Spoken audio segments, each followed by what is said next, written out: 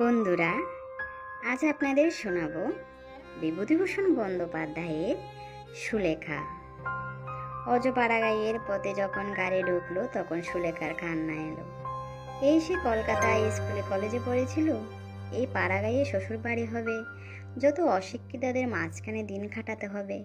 কলকাতার নীলিমাদের বাড়ি গিয়ে প্রতি সন্ধ্যায় চায়ের আড্ডা, সেখানে জগদীশবর্গ হিরণ্ময় মিত্র সম্বন্ধে আলোচনা, ভয়েল কাপড়ের জরিদারে কি রঙের পারসেলাই হবে এই সম্বন্ধে গভীর গবেষণা, গৌরীদের বাড়ি গিয়ে রেডিওতে নতুন নতুন গান শোনা। সব শেষ হয়ে গেল।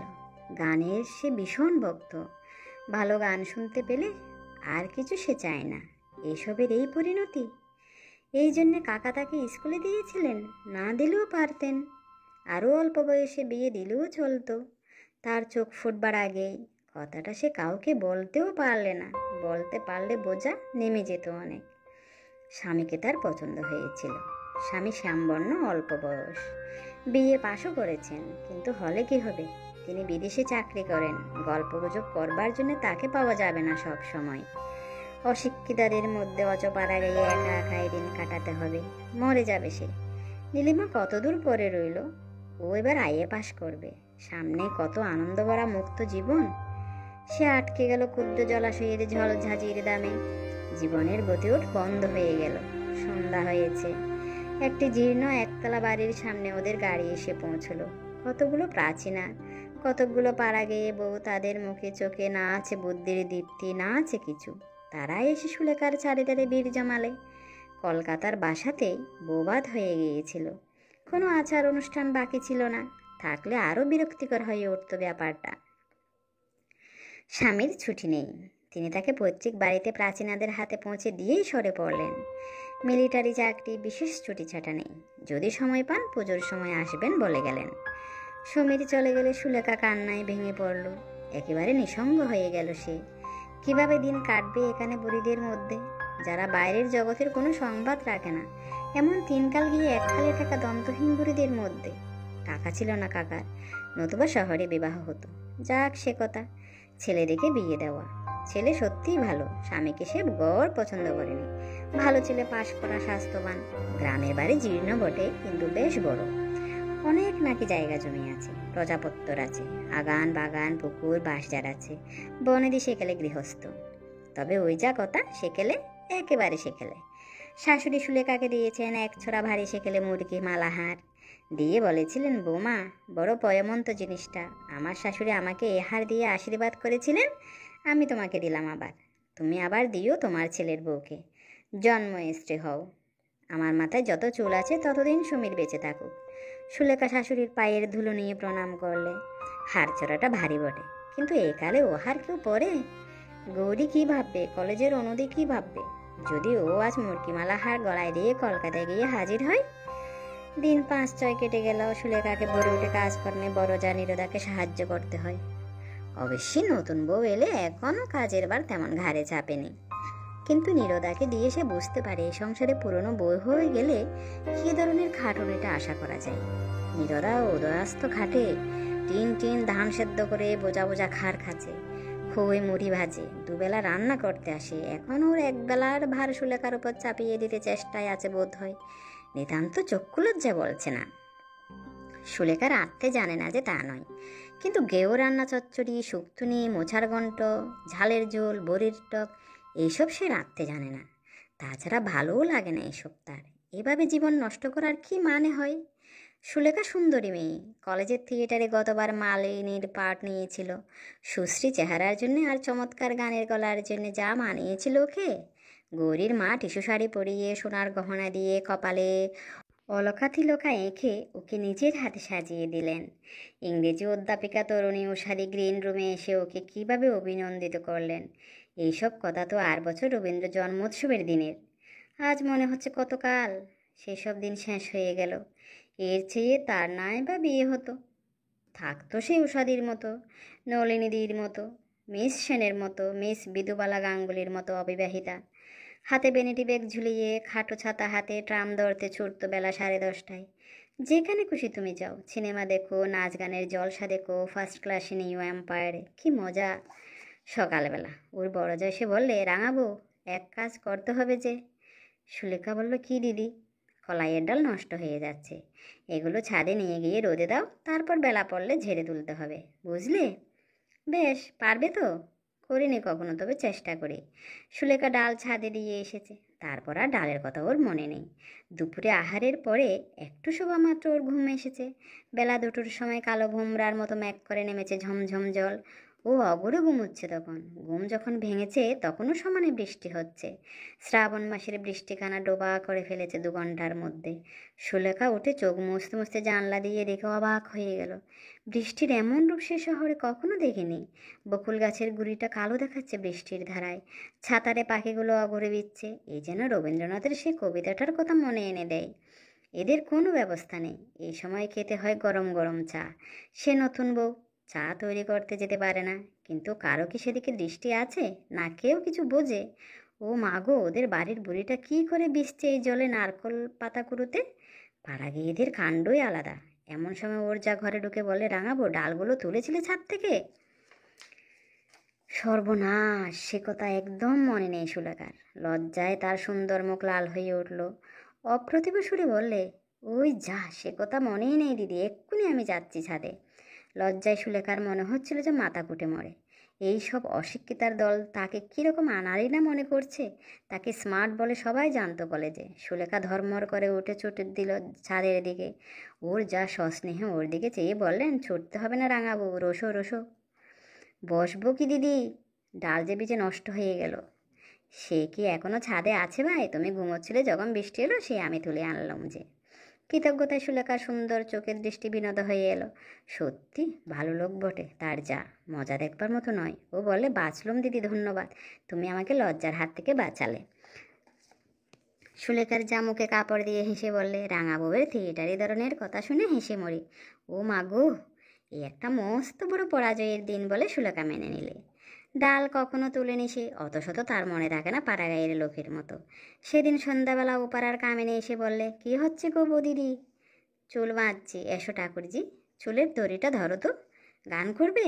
সন্ধ্যাবেলা গান করলে শাশুড়ি আমায় ভালো চোখে দেখবেন? একেই তো আনাড়ি হয়ে আছে এ বাড়ির মধ্যে, সে হবে না ভাই। তবুও তুমি আজ প্রথম বললে গানের কথা। কেউ বলেনি বুঝি তোমায় বৌদিদি? কে আর বলছে? এই সময় সন্ধ্যার অন্ধকার নেমে এলো ঘন হয়ে। কামিনী চলে যাবার জন্যে বাইরে এসে দাঁড়ালো। বললে, চলি আজ বৌদিদি, আর একদিন আসবো। এক পশলা বৃষ্টি হয়ে গিয়েছে সেদিন বিকেলে। সুলেখার ঘরের জানালায় ঠিক বাইরে নেবু গাছে নেবু ফুল ফুটেছে। বৃষ্টি সজল অপরাহ্নের বাতাসে ভুরভুরে নেবু ফুলের গন্ধ। বড়জা নীরদা ওকে ঘরে ঢুকে বললে, কি হচ্ছে রাঙাবো? আসুন দিদি, কি আর হবে, এমনি বসে আছি। রান্নাঘরে চলো, দুটো ডাল বাজবো, তুমি বসে বসে কুলোই ঝাড়বে। আচ্ছা দিদি, সব সময় এইসব কাজ তোমাদের ভালো লাগে? একটু অন্য রকমের কাজ, একটু ভালো কাজ। নীরদা হেসে বললে, সময় নেই ভাই, দেখছো তো সংসারের কাজ নিয়ে বেহাতি। ওরও মধ্যে সময় করে নিতে হয়। বিরক্তিতে সুলেখার মন ভরে উঠল। এমন সব অশিক্ষিতদের মধ্যেও সে এসে পড়েছে। এরা শুধু জানে ডাল বাছতে আর ভাত রাঁধতে, শুধু খাওয়া আর খাওয়া। নীরদা বললে, তুমি তো রাঙা বউ নতুন এসেছো, এখন প্রথম প্রথম তোমারও খারাপ লাগবে, এরপর এই আবার লাগবে ভালো, তখন অন্য কিছুতে মন যাবে না। সুলেখা মনে মনে বললে, সেদিন আমার জীবনে হঠাৎ না আসুক, চক্ষু লজ্জার খাতিরেও ওকে গিয়ে ডাল ঝাড়তে বসতে হলো রান্নাঘরে। 2 ঘন্টা সে কি খাটুনি! নীরদা ডাল বেজে দিচ্ছে আর ও আনাড়ি হাতে কুলোতে ঝাড়ছে। অনেক রাতে ঘুম চোখে সুলেখা এসে যখন বিছানায় শুয়ে পড়ল, তখন তার মন অবসাদেও ক্লান্তিতে ভেঙে পড়েছে। কি কর্মফলে এমন সংসারে সে এলো! অনেক রাতে সেদিন ঘুম ভেঙে উঠে সুলেখা শুনলে কি গান গাইছে। সুলেখা উৎকণ্ঠ হয়ে শোনবার চেষ্টা করলে। গুনগুন করে কি গান বাজছে, নিপুণ কণ্ঠের আলাপ। ও ভাবলে, ভারে এমন জয় জয়ন্তী আলাপ করে কে?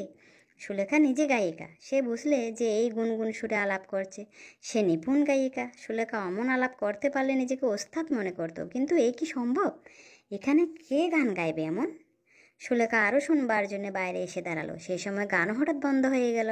যে গাইছিল সে অন্যমনস্কভাবে এক টুকরো গান অল্প সময়ের জন্য গাইছিল, ঠিক গান গাইবার জন্য নয়। সুলেখা ঘুম ও বিস্ময়জড়িত চোখে এসে শুয়ে পড়ল। সকালে উঠে এই ঘটনার কথাও মনে ছিল না, কিন্তু একটু বেলা বাড়তেই মনে হলো। রাত্রিরেই সে স্পষ্ট জয় জয়ন্তীর সুর। তখনই সে মন থেকে ঝেড়ে ফেলে দিলে সমস্ত ঘটনাটা। স্বপ্নের ব্যাপার হয়তো সমস্তটা। গ্রামের ওপারায় সুলেখা কখনো যায়নি। এবার একদিন ওপারা থেকে কয়েকটি মেয়ে ওকে নিমন্ত্রণ করে নিয়ে গেল।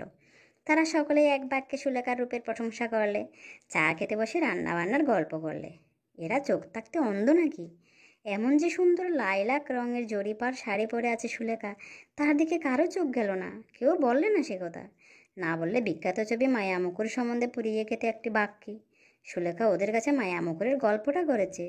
ওর সব গানগুলি সে গাইতে পারে একথাও জানিয়ে দিয়েছে, অথচ গান গাইতে বললেও না তাকে কেউ।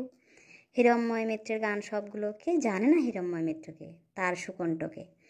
সুলেখার ইচ্ছে হলো এই মূঢ় অশিক্ষিত মেয়েগুলোর সামনে একবার হারমোনিয়ামটা টেনে নিয়ে চাঁদের দেশের রাজকুমারীর কিংবা এবার ফাল্গুন এলে এসো এসোর অপূর্ব সুর গুঞ্জে ঘর ভরিয়ে দেয়। কারণ যে বাড়িতে ওকে নিয়ে গিয়েছিল একটা ভাঙা হারমোনিয়াম ছিল সে বাড়িতে। একটি 11-12 বছরের ছোট মেয়ে বেসুরে একটা সেকেলে শ্যামা সঙ্গীত গেয়েছিল। বোধ হয় তাকেই বিশেষ করে শোনাবার জন্যেই। এই গ্রামে কেউ বোধ হয় খবর রাখে না যে সে একজন গায়িকা। বাড়ি ফিরে দেখলে ওর যা তালের বড়া বাঁচবে বলে তালের রস বার করছে। ওকে দেখে বললে, রাঙাবুকে কোথায় নিয়ে গিয়েছিলে তোমরা?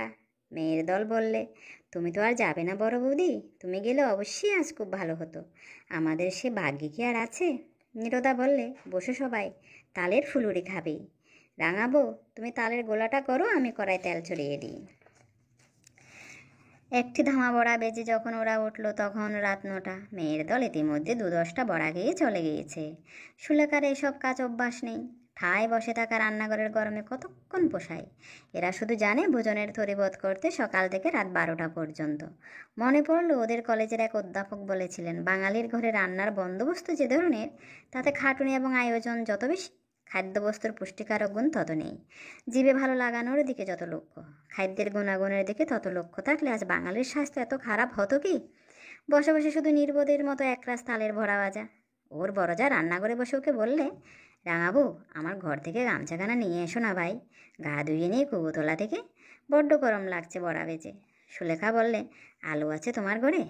নেই, হাঁড়িখানটা নিয়ে যাও ভাই। বড় যার ঘরে ঢুকে গামছা খুঁজতে গিয়ে সুলেখার চোখে পড়ল একটা জিনিস।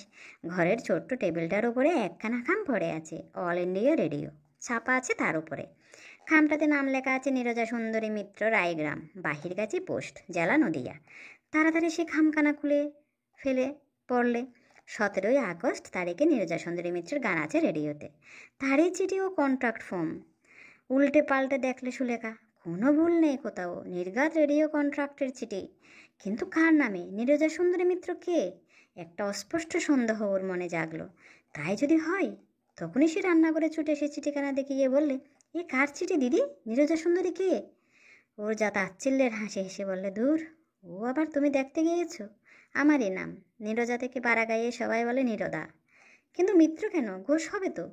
বিয়ের আগে নামটাই চলে আসছে রেডিও অফিসে। ওরা নাম বদলায়নি। ও কিছু নয়, ভাই রেখে দে। ঠাকুরপোকে বারণ করে দিয়েছিলাম, নতুন বউকে একথা বলো না, আমার লজ্জা করে। তাছাড়া আমার দাদার বারণ ছিল, শ্বশুরবাড়ির গ্রামে এসব কথা জানলে কে কি বলবে। দাদা আমাকে গান শিখিয়েছিলেন কি না? হিরণ্ময় মিত্র নাম শুনেছ বোধ হয়? বিখ্যাত গায়ক হিরণ্ময় মিত্রের ছোট বোন ও শিষ্যা সুগায়িকা নীরজা সুন্দরী মিত্র তার সামনে বসে তালের বড়া বাজছে। সুলেখা শ্রদ্ধায় ও স্নেহে নিজের আঁচল দিয়ে বড় যার মুখ মুছে দিতে দিতে বললে, একদিন দিদি জয় জয়ন্তী ভাসছিলেন, তাহলে আপনিই অনেক রাতে? ঘুমের ঘরে শুনে সেদিন পায়ের ধুলো দিন, তখন আমি ধারণাই করতে পারিনি। এতদিন বলা আপনার উচিত ছিল আমাকে, আমি কি করে জানবো?